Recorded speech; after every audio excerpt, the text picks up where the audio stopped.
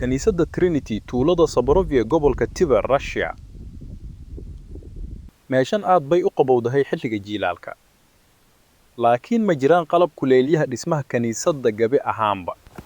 dadkii wax dhisay ma samayn hal shoolad. xilliga jiilaalka dadka macbadkan ku jira waxay u dhiman doonaan qabowga.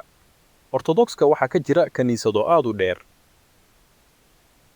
wadaadadu waxay ku qasbanaadeen inay la qabsadaan dhismaha xilliga qaboobaha.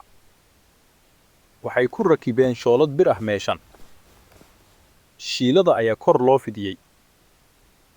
waxaan ku khasbanaaday inaan dalool ka feeriyo gidaarka macbadka si aad qiiqa dibadda u keento. jidadka rabbiga waa qarsoodi. ninku waa toy dacif ah oo ku jira gacmaha ilaahyada. maxaa gidaarada fuula? haddii aanu eebbe halkan geedo ku beerin in la soo wareego aad bay u fududaan lahayd.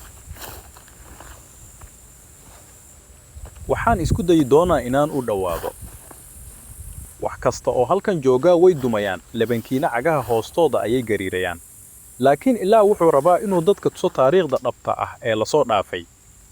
marka waa inaan sameeyaa acrobatics khatar ah.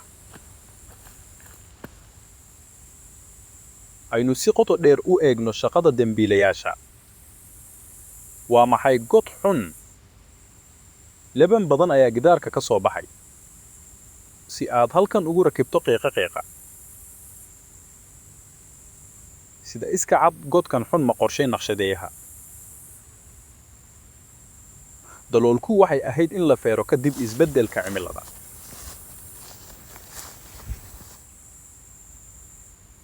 taariikhyahanadu ma rabaan inay sheegaan in waagii hore ay halkan kulushahay sanadka oo dhan. waxaan u baahanahay inaan si taxadir leh u laabto.